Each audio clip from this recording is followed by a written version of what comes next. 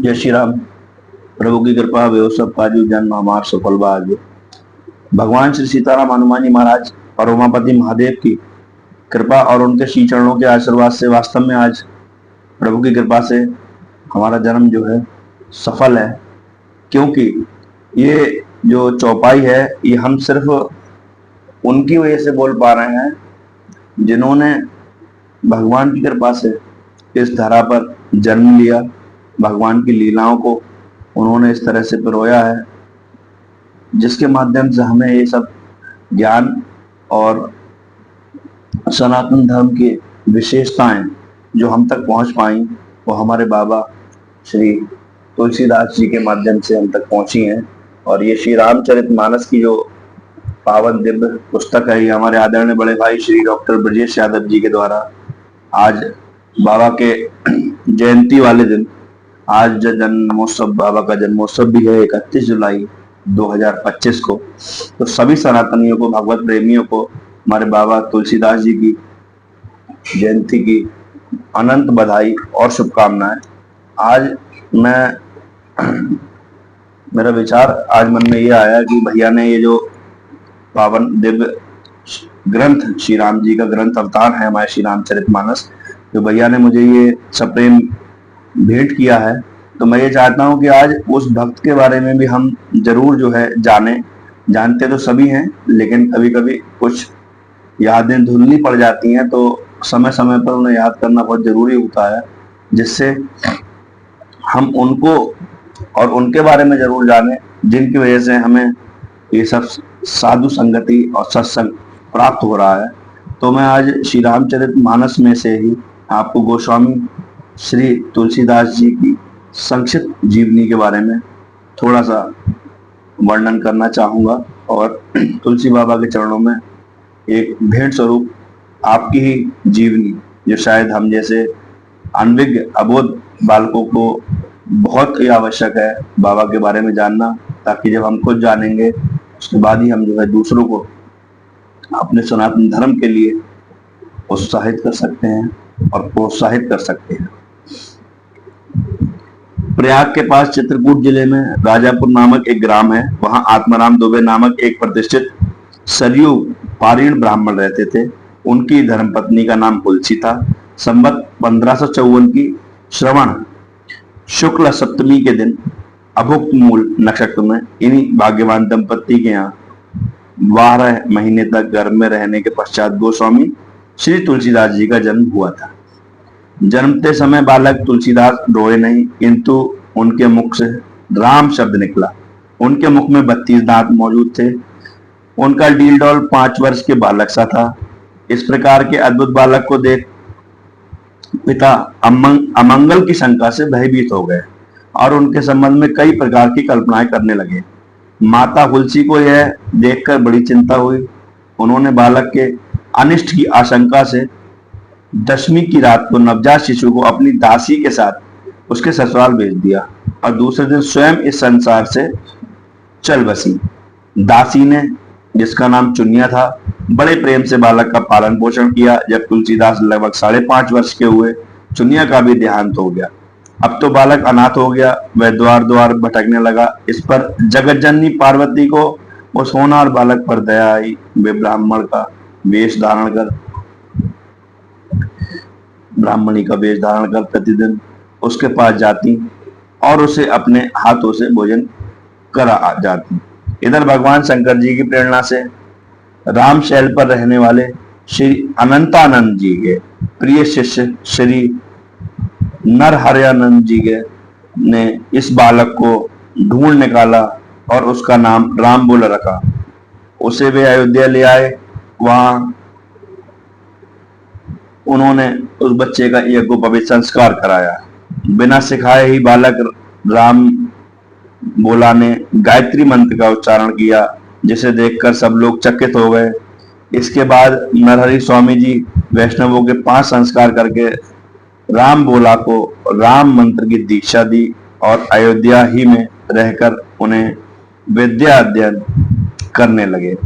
बालक राम बोला की बुद्धि बड़ी ही प्रखर थी। एक बार गुरुमुख से जो सुन लेते थे उन्हें वह कंठस्थ हो जाता था।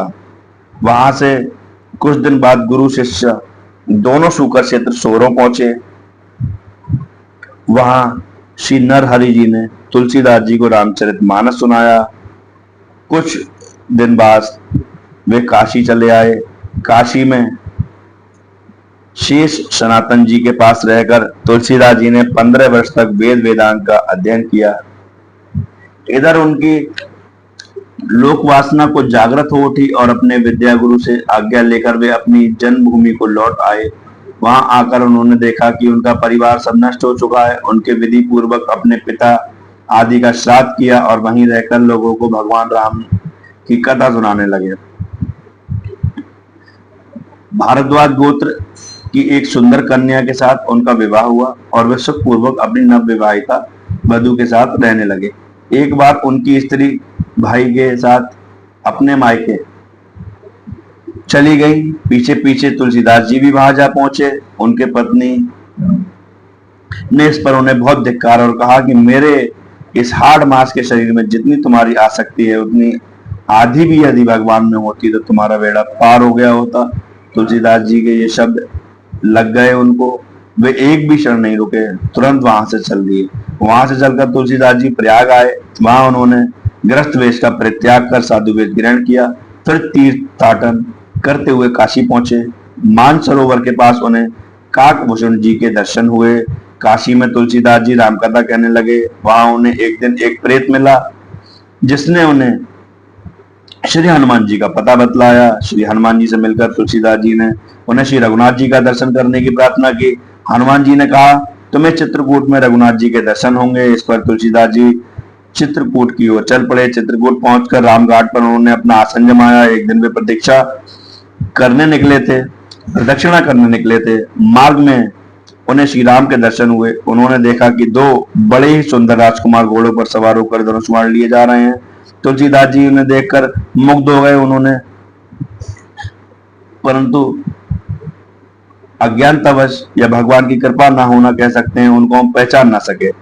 पीछे श्री हनुमान जी ने आकर सारा भेद बताया तो बड़ा पश्चाताप करने लगे। हनुमान जी उन्हें सांत्वना दी और कहा प्रातःकाल फिर दर्शन होंगे। भगवान श्री राम पुनः प्रकट हुए। उन्होंने बाल रूप में तुलसीदास जी से कहा बाबा हमें चंदन दो। हनुमान जी ने सोचा वे इस बार भी धोखा ना खा जाए, इसलिए उन्होंने तोते का रूप धारण करके यह दोहा कहा चित्रकूट के घाट पर भाई संतन की वीर तुलसीदास चंदन किसे तिलक देत रघुवीर। तुलसीदास जी उस अद्भुत छवि को निहार कर शरीर की सुधि ही भूल गए।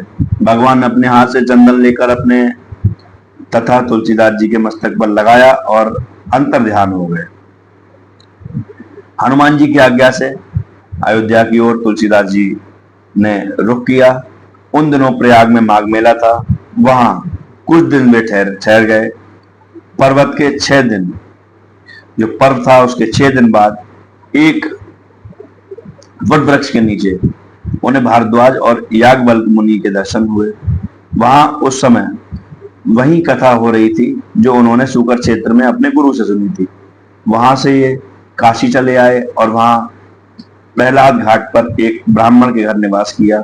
वहां उनके अंदर कवित्व शक्ति का स्फुरण हुआ।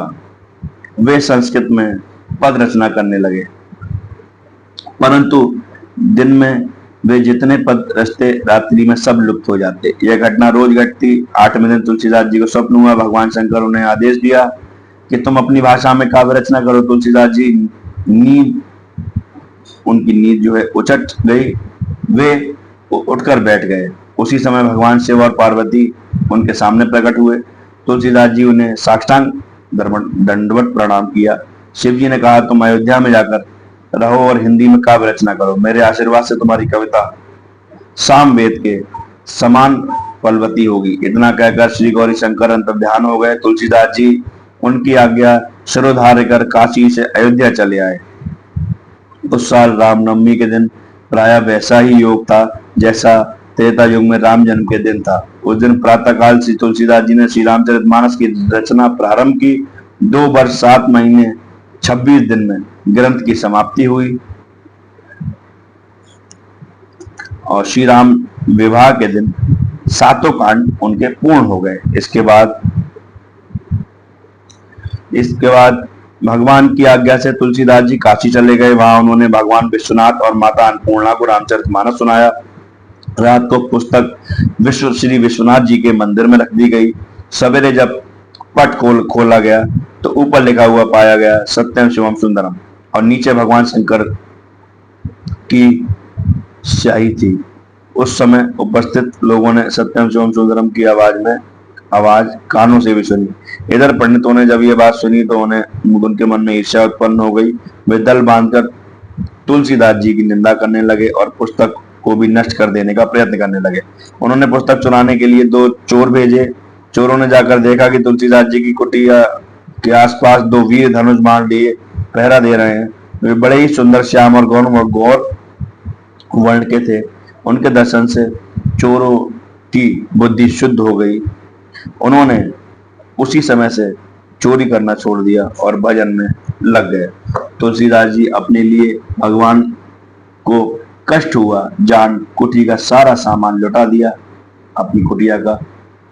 पुस्तक अपने मित्र टोडरमल के यहाँ रख दी। इसके बाद उन्होंने एक दूसरी प्रति लिखी। उसी के आधार पर दूसरी प्रतिलिपियां तैयार की जाने लगी।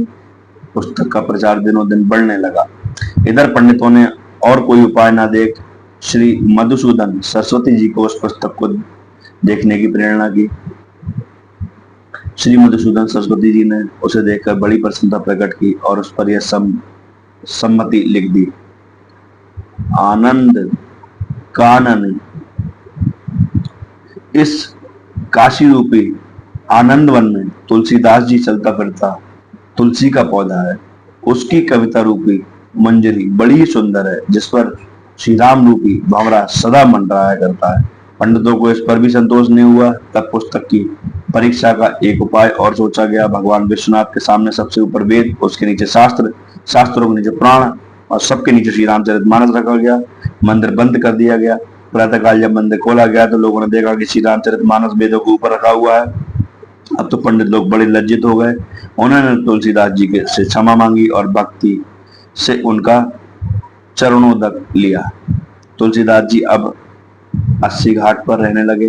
रात को एक दिन कलयुग मूर्त रूप धारण कर उनके पास आया और उन्हें त्रास देने लगा। गोस्वामी जी ने हनुमान जी का ध्यान किया। हनुमान जी ने उन्हें विनय पद रचने को कहा। इस पर गोस्वामी जी ने विनय पत्रिका लिखी और भगवान के चरणों में उसे समर्पित कर दी। श्री राम ने उस पर अपने हस्ताक्षर कर दिया और तुलसीदास जी को निर्भय कर दिया।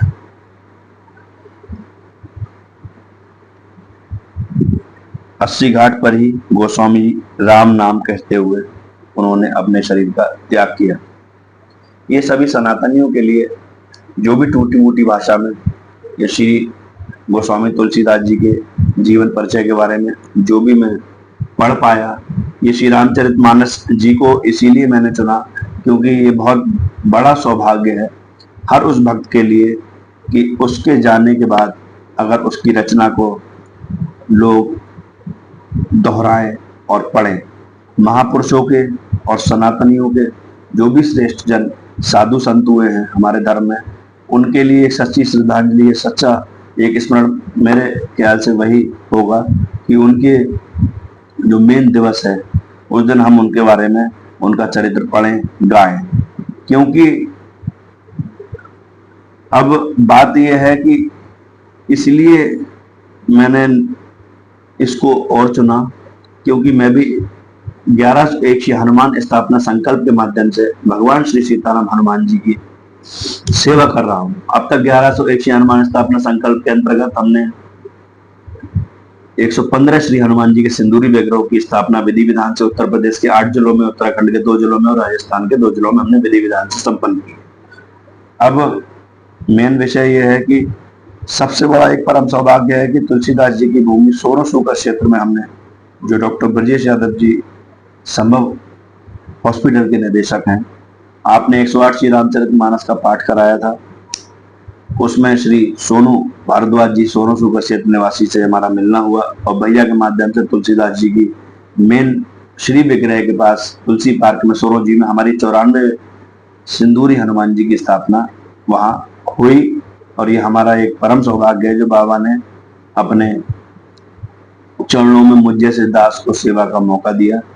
और बहुत बड़ा एक सौभाग्य है सनातनियों के लिए कि मीरा, शबरी, प्रहलाद, गोस्वामी तुलसीदास जी जैसे चरित्र आज भी हमारे लिए हैं।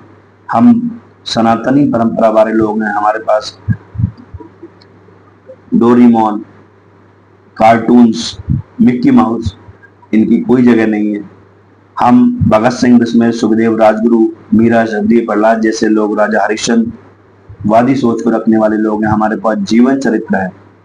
हम सभी से, हमारी तरफ से आप सभी से ये प्रार्थना है कि अगर कोई भी व्यक्ति किसी भी संकल्प में है, कोई भी व्यक्ति अगर सनातन धर्म को फॉलो करता है, वह मानता है, बाबा भगवान श्री सीताराम, श्री हनुमान जी महाराज, श्री शंकर जी के या अन्य 33 कोटि देवी देवताओं के चरणों में उसकी आस्था है, तो हम सनातनी होने के नाते उसके मनोबल को जरूर मजबूत करें। अगर हम उसको कुछ नहीं कर सकते हैं तो मेरा मानना यह है कि उसकी हमें आलोचना नहीं करनी चाहिए, उसका मनोबल मजबूत करना चाहिए। इसमें मैंने कोई भी चीज अपने पास से नहीं जोड़ी है। जो श्री रामचरितमानस गोस्वामी तुलसीदास जी के द्वारा रचित है, उसमें से ही मैंने ये आपको तुलसीदास जी के बारे में अपनी टूटी फूटी भाषा में जो भी बता सकता था बताया।